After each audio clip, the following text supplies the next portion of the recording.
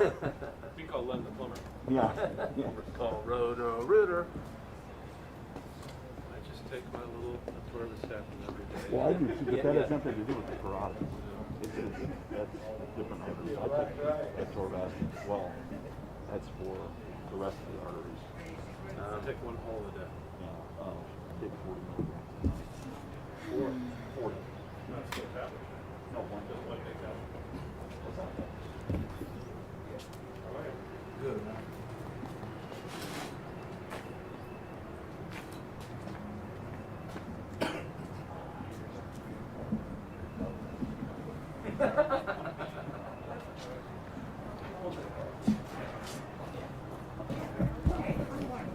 What happened?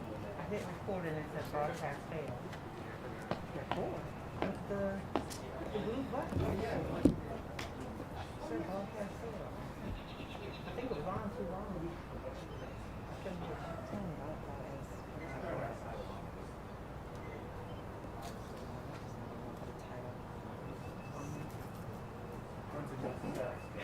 Tonight? A little nervous.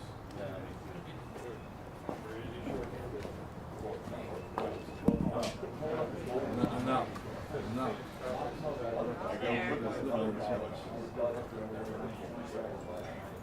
Or shit, the paper's just constantly hitting. That's what people all the time.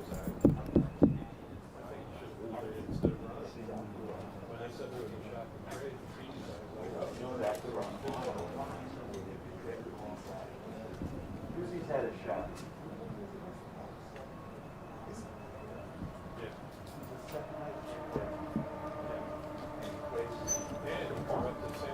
All right.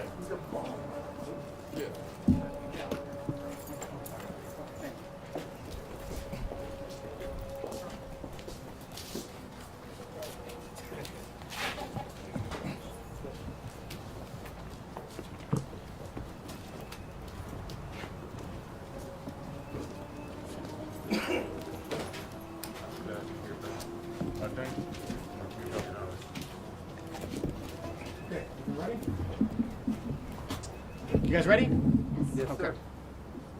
Good morning. My name is Jonathan Lenzner. I am the acting United States Attorney for the District of Maryland. We are here today to announce the creation of a regional task force of federal and state prosecutors to address the high number of carjackings that have spiked in this area over the past year. I'm honored to be joined by our federal, state, and local partners in this important initiative. From the other prosecutor offices on this task force, we are joined by Channing Phillips, the acting United States Attorney for the District of Columbia, Aisha Braveboy, the State's Attorney for Prince George's County, John McCarthy, the State's Attorney for Montgomery County. Carl Racine, the Attorney General for the District of Columbia, unfortunately was unable to be here, but he and his office are very much part of this effort. We are also joined by state and federal law enforcement partners who are working with us on this initiative. Rachel Bird is the acting Special Agent in charge of FBI Baltimore. Jim Dawson is the Special Agent in charge, FBI Washington Field Office. Charlie Patterson is the Special Agent in charge of ATF Washington. L.C. Cheeks is the Assistant Special Agent in charge of ATF Baltimore. Chief Marcus Jones of the Montgomery County Police Department. Chief Malik Aziz of the Prince George's County Police Department. And Assistant Chief Leslie Parsons of the Metropolitan Police Department. By way of agenda, I will speak very briefly about this initiative. I will touch on two cases that we've had recently, and then you will hear from our prosecutor partners on the initiative. We are all aware of the problem, and we're very concerned about the excessive number of carjackings in this area. Here in Prince George's County and in Montgomery counties, the number of carjackings in 2020 more than doubled what we saw in 2019. And unfortunately, this year is on pace to potentially rival 2020. One challenge that we are facing is the transient nature of these crimes. Criminals are committing series of carjackings and robberies spread out among different jurisdictions, which can frustrate efforts to investigate and prosecute these criminals to the full extent of the law. Our task force of federal and state prosecutors is designed to overcome these challenges and ensure that we are all able to prosecute these crews for all of their crimes, regardless of how many jurisdictions they cross into. Through real-time collaboration and intel sharing, we make sure that people who commit crimes and carjackings in multiple counties will be prosecuted to the fullest extent of the law. We are tearing down the borders that carjackers use to conceal their trails of violence. We recently brought 2 indictments that are the result of the collaborative cross-border effort between federal and state law enforcement. On May 12th, we indicted in federal court here in Greenbelt Elijah Green Parker and Rashawn Onley on 6 counts of carjacking and related firearms offenses. As detailed in the indictment and the criminal complaint, both of which are unsealed. In January and in late February of this year, these 2 defendants committed a series of armed carjackings and robberies in Maryland and in Washington, D.C. And as with many of these carjackings that we have seen over the past year, these defendants used deadly firearms to victimize citizens in multiple jurisdictions over a short period of time. Through terrific investigative work by many of the local and federal agencies standing with us today, and through collaboration among the state and federal prosecutors' offices standing with us today, we were able to charge a case that captured and reflects the pattern of violence throughout multiple jurisdictions that these defendants committed. Now, these are the goals of this initiative: to uncover the full extent of the criminal conduct, no matter how many jurisdictions they go into, and then bring the most impactful case that we can in whatever jurisdiction where it makes sense, whether it's in Maryland or in D.C. or in one of the counties. Now, it is important to remember that these defendants are not just stealing cars. They are assaulting law-abiding citizens, sticking guns in their faces, and creating traumatic memories, which these victims and the communities will be haunted by for a long time beyond just the crime. On May 12th, we also indicted Mikey Dion Speaks on federal charges of carjacking and using a firearm in furtherance of a crime of violence. On February 15th, Mr. Speaks used a firearm to carjack a victim of his 2020 Ford Edge, and the Assistant U.S. Attorney Rajiv Raghavan is here with us today, who brought that case. These 2 indictments reflect what our respective offices can accomplish when we work together to track those responsible for these patterns of violent carjackings. I would like to thank the local and state and federal law enforcement partners who are here with us today for their work, not only in those 2 cases, but also on the many other investigations that they are currently working on. These law enforcement partners are working together across state lines to build thorough carjacking investigations, and we prosecutors are doing the same to make sure that we can bring the most impactful case that we can in any of our jurisdictions. Let me conclude by noting that the Regional Carjacking Prosecution Task Force will ensure that perpetrators of these violent crimes will not escape justice by crossing jurisdictional borders. The spike in carjackings in this area is simply unacceptable, and all of us standing here today are committed to working together to address that. You will now hear from Channing Phillips, the acting U.S. Attorney for the District of Columbia. Thank you.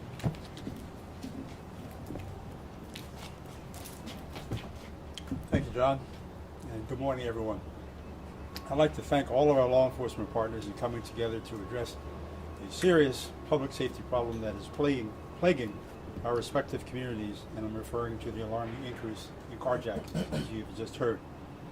So far this year, there have been 129 carjackings in the District of Columbia alone, more than double over the same time frame in 2020, when we had about 52 at this time last year.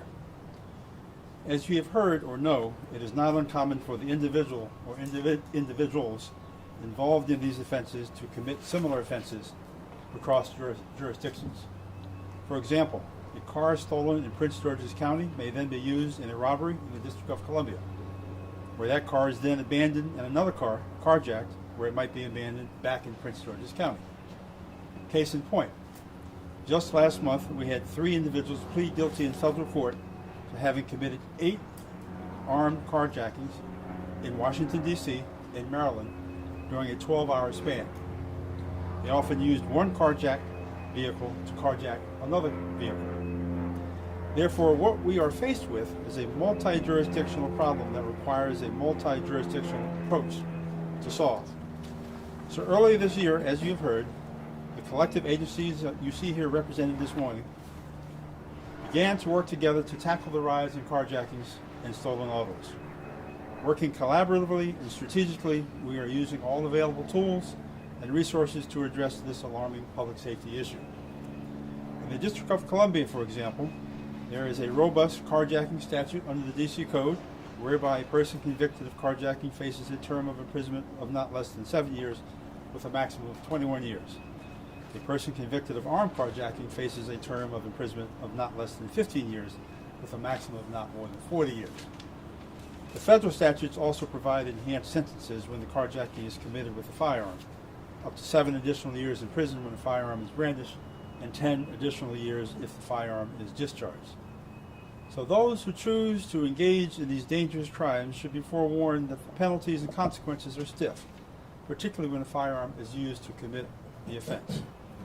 Currently in the Washington, D.C. United States Attorney's Office, we have 16 carjacking investigations and cases covering a time span of 2020-2021 that we're working collaboratively with our partners here on the prosecutor side as well as the law enforcement side.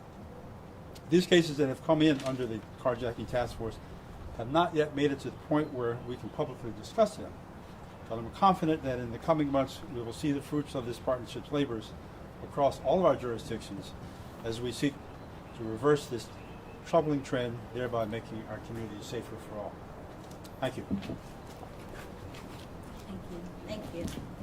Thank you very much for having me here today, John, and it's great to be with Channing and also John McCarthy.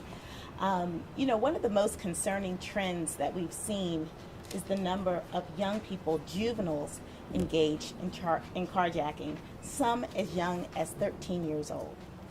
Oftentimes, they are going across jurisdictions, primarily the District of Columbia and Prince George's County, but also I believe that Montgomery County has also experienced a number of juvenile carjackings as well. This presents a lot of problems and challenges for our community because we must and we will hold young people accountable for their actions. Most of them are committing these very violent crimes using a handgun. So that's a concern too, a juvenile with a handgun, and now that juvenile is using it to confront a motorist and taking that individual's vehicle. So now we have someone who's not even old enough to drive, carjacking and driving oftentimes across county lines or in multiple jurisdictions. So it creates a lot of problems, not just for the victim of that carjacking, but for all motorists on our roadways. And so this is an issue, the juveniles engaged in this activity is an issue that must, and we are addressing it in a multi-jurisdictional fashion. And so we're working very closely with the Office of the Attorney General, Carl Racine's office in the District of Columbia, to share information about these young offenders and also look at ways to provide meaningful intervention for those individuals. Now, we will hold them accountable for their actions, but we also know that we have to do it in a way that is holistic. So that's what we're working on with that. Prince George's County, we have developed our own carjacking task force. We'll be talking about that tomorrow, so we'll invite you all out tomorrow. I'll be with the chief and our new DCAO, Barry Stanton, to talk about the targeted approaches that we're taking specifically in Prince George's County. But this is not only a regional issue, but a national issue. And so we're very fortunate to have a U.S. Attorney's Office who is taking the lead and bringing us all together. So thank you very much.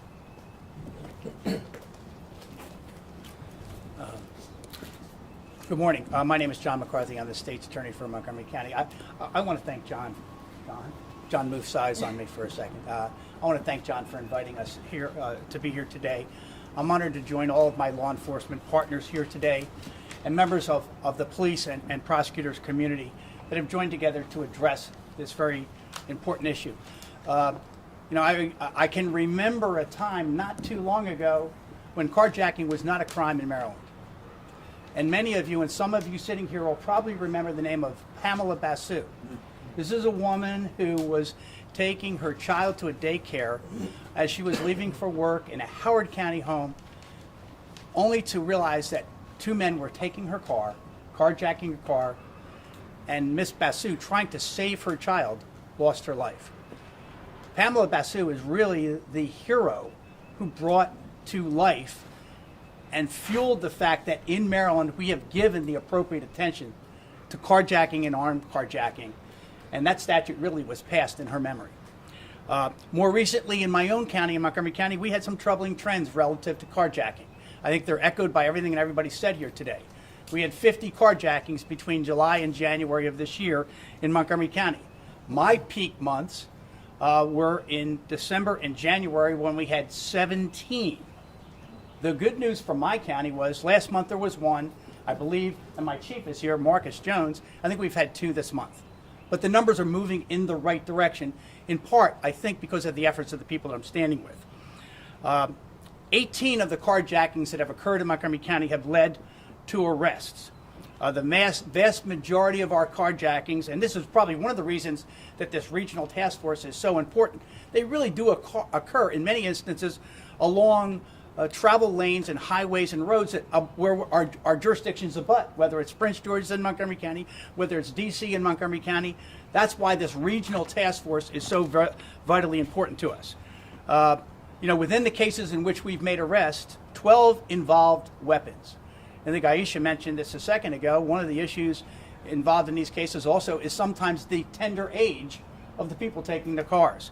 In our 18 cases where arrests have taken place, 13 of the 18 were under 21. A number of them were actually juveniles. Again, I think, as John pointed out, he talked about the Parker Green case and the Rashawn Only case. Those 2 guys committed carjackings in Montgomery County, D.C., and Arlington. Now, we could do those prosecutions separately, but one of the reasons it's so important that John and his office and the U.S. Attorney's Office took it on, they have the authority in a single prosecution to bring those cases in a unified prosecution. One of the things we try to do in law enforcement is make sense of sometimes the messes that we're confronted with. It makes sense for us to work with our federal partners in cases like that. And I can tell you from Montgomery County's standpoint, we pledge to work with federal partners when it makes sense for the safety of the community. And in those 2 cases, it did make sense. I was also, happy to hear that a former prosecutor who I gave his first job to, Tim Hagan, this is the lead prosecutor in that case. So we know he is well trained, John, that he was going to handle that case. So we're very proud of that. The last thing that is important about these kinds of press conferences, and I was with Marcus Jones, my own chief, at an earlier similar kind of meeting in Montgomery County. We need to educate the public. Besides arresting, prosecuting, investigating, we need people to be careful, not to leave their cars running, be aware of their surroundings, park in well-lit areas. You can be your best ally in preventing yourself from being a victim of a carjacking. So again, thank you for allowing me to be here with us today, and I'm proud to stand with the men and women that are standing behind me right now. Thank you. Okay. Thank you all for being here, and I want to thank all of our partners for being here as well. It's quite an impressive team of agencies here working together. So I don't know if there's time for questions, but if you have any questions, I'm sure we'll be glad to answer them. Go ahead. I got a question about deterrence. You talk about a lot of these suspects being juveniles. How do you deter them? We have the Uber Eats case coming up this afternoon, Channing. These are young women who committed a horrific, apparently, carjacking. It looks like there's going to be a plea bargain for both of the kids. They're going to have their, even if there wasn't, their records end up being expunged when they become adults. How do you deter juveniles from doing this kind of thing? Well, I can take a quick stab and then I'll turn it over to my colleagues. So I think, first and foremost, I think one of the things that we're trying to accomplish with this task force is to make sure that no matter the age or the jurisdiction where these crimes are committed, that we are going to take a holistic, thorough approach to making sure they are held accountable. And so that's why it's important to include not only the U.S. Attorney's offices for Maryland and D.C., but also the Montgomery County, Prince George's County offices, as well as Carl Racine's office, to make sure that we are bringing all the resources to bear that we can for every violent act that's committed in any of our jurisdictions. What do you all believe is behind this rise? And do you think that these cases are somehow connected? And why so many juveniles? Can someone address that? I will tell you, as we've analyzed the cases in Montgomery County, and I've attended some of these task force meetings, I don't think there's an organized crime effort here.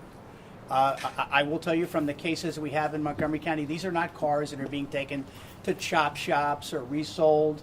In most instances, I don't want to downgrade the seriousness of what's going on, but a lot of times they seem to be carjacking the cars to joyride, drive them around for a couple of days, and then abandon them. A lot of the cars are found abandoned. So it's not an entrepreneurial activity. I don't think it's that organized. Now, are there a couple of people that maybe band together in small groups to do this? The answer is yes. Organized criminal activity on a large scale, I would say the experience in Montgomery County, that would not be true. Just to follow up on Tracy's question, obviously this is a crime of opportunity, but why now? Why all of a sudden have we seen it jump up? I think that's what the public wants to know. Why do I have to be careful now when Sure. 3 years ago I didn't? Absolutely. I think that, and this is another, it goes back to also Tracy's question about juveniles. Yeah. It seems that a lot of this spike in carjackings, not just here in Prince George's County or Montgomery County or in this region, but really nationally, if you look at the national news, happened actually around the same time as the pandemic. So children were not in school. There was a lot of free time. And there were other social issues going on in some families. And we believe that the pandemic and the impacts and the effects of the pandemic led to a rise in this particular type of crime, because at some point businesses were shut down. So we actually saw, in many cases, a decrease in the number of commercial robberies, but we saw at the same time an increase in carjackings. And so similar to what John McCarthy mentioned, we did not see that this was a huge, sophisticated organization of young people or even older people. A lot of it was the joyriding. Sometimes we find the cars being sold on social media platforms for just a couple of $100s. So we weren't talking about, sophisticated criminal organizations. We're just talking about people who just want to joyride, want to make a couple of $100 to buy food, to buy whatever they wanted. But again, it's very concerning because the activity that they're engaged in is deadly. I mean, you're talking about confronting someone with a gun. And you're talking about very young people engaged in that behavior. We have seen a decrease over the last few months as schools have opened up in the number of young people being arrested for carjacking.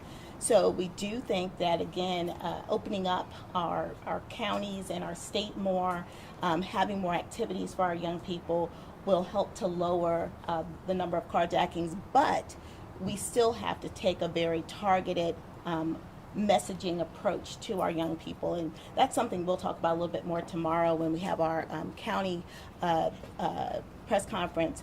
But those are some of the trends we saw around the pandemic. Yeah. You mentioned a holistic approach. You talked about it a little bit through your office. Could you give a couple of examples of what your office is doing holistically, and if anybody else from your offices, what is being done to decrease or try to decrease this carjacking? Well, I know one of the big issues is keeping our young people engaged in some activity. So I know that our county executive, Ms. Olsa-Brooks, is working with our National Capital Park and Planning Commission to open up the rec centers so that young people have activities to do. We work very closely with the Department of Juvenile Services to direct or divert, sometimes engage, counselors and other clinical support for some of our young people who need that too, because some of our young people have substance abuse issues or have mental or behavioral health issues. And so we want to make sure that we're addressing those issues as well. Again, we are going to hold our young people accountable, because this behavior not only is a danger to the victims, but it's also a danger to them. If they confront the wrong person, that could end very badly for these young people as well. So we want them to value their lives. We want them to value their futures, and that is the message we're going to be sending. We're kicking off an effort in our county, but already we are working with our clinical partners, as well as our county executive and our Park and Planning Commission, as well as our schools, to provide activities for young people so they have something else to do. Mr. Lindsay, on a separate note, there's a federal investigation into the Prince George's County some police officers. Can you give an update on where that stands and what's happening with that investigation? As you know, I'm never in a position to comment on the existence or non-existence of investigation. I asked about the carjacking thing. I don't mean to be snarky, but if a majority of these cases involve juveniles, how can your prosecution effort here at the federal level really make a difference? Well, let me just say, in response to that, and by working together, we are making sure that no matter the age, we are going to bring all of our resources to bear on whoever is responsible for the carjackings. The message has to be clear that if you carjack somebody, whatever jurisdiction you're in or you go to, whatever your age, you will be held accountable. And that's the most important message that we're trying to send. Mr. Phillips, just a follow-up question for you on a separate note as well. Can you give an update on the Jack Evans investigation and where that stands now, the status of it, and are you going to be transparent when it's complete? As with any pending investigation, hopefully you can appreciate, I can't comment on that. But when that matter is over, we'll announce something. Thank you all very much for your time. Chief Aziz, on an unrelated question, I don't know if you want to do it this way or separately. Why don't we do it after this? And if you have any follow-up questions, Can feel we free to ask reach you out. about the 3-year-old, Chief? Unrelated, that's what makes you talk about that. Yeah. Thank you guys very much for your time. Thank you, today. sir. Appreciate it. Thank you. I'm not sure how long we have the space reserved for, so. Chief, we all have that question, but while the mics are off, do you mind?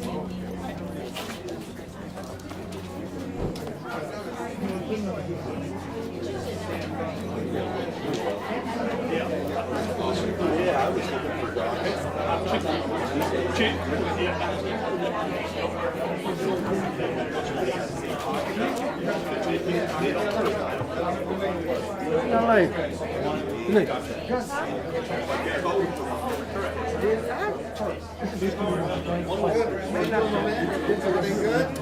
But they're both good. Sorry. I'm good. Same thing. Hanging by a string, but I'm okay. So what do you use? I used to run. That's the first I saw you. Yeah, that was what?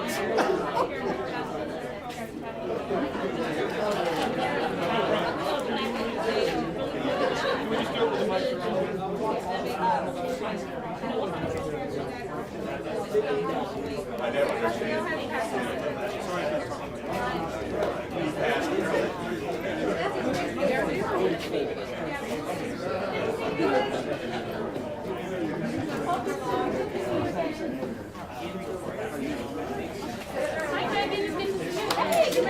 Yes, it's right. How you doing? How are you? Yes. That was the funniest story. That was a great story. It was a story I thought you forgot about. I was like,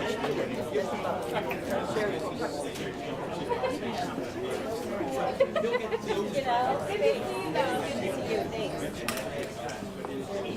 Hey Nelson, you got a reporter somewhere?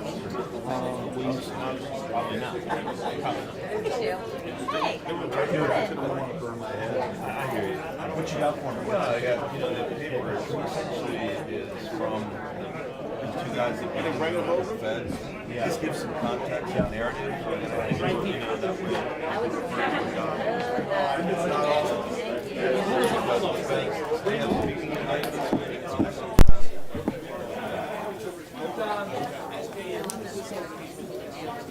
I'm coming. Exactly. Stand in front of the microphone. It's so easy. Senor Jones, this is a thank you.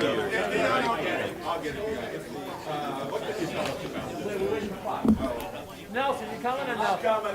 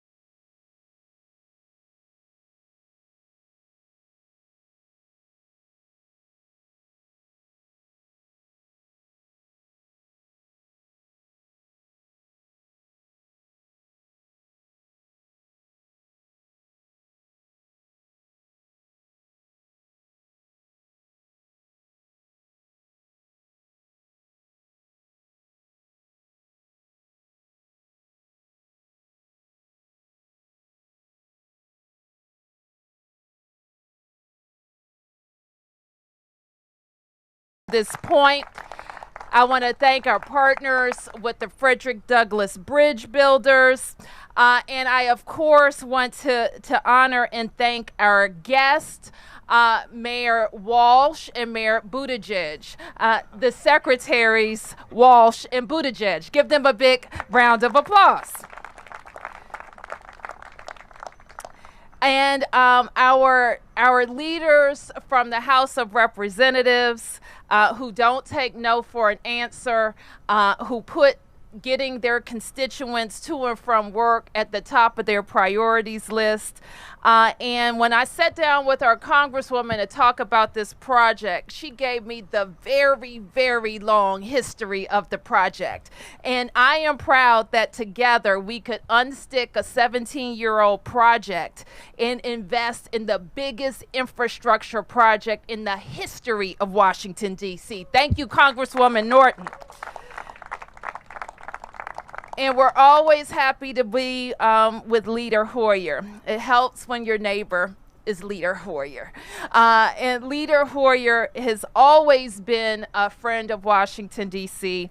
I say frequently that D.C. and part of its district in Prince George's County were cousins after all.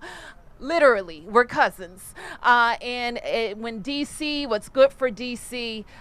Is almost always good for Prince George's and vice versa. So we want to thank you, Congressman Hoyer, for being with us today and for working with our Congresswoman to make sure that this historic project would come to life. Thank you. Give a big round of applause to Stenny.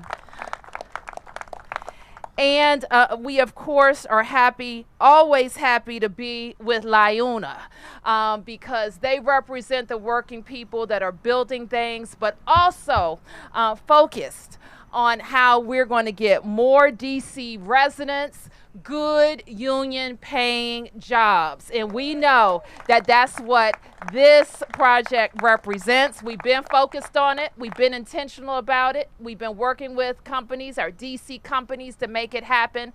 And I think at the end of the day, Mr. Secretary, you're going to see that this is a model for big infrastructure all across the United States of America. Finally, I'll just say, this bridge is going to open in the fall, right? Right, Everett?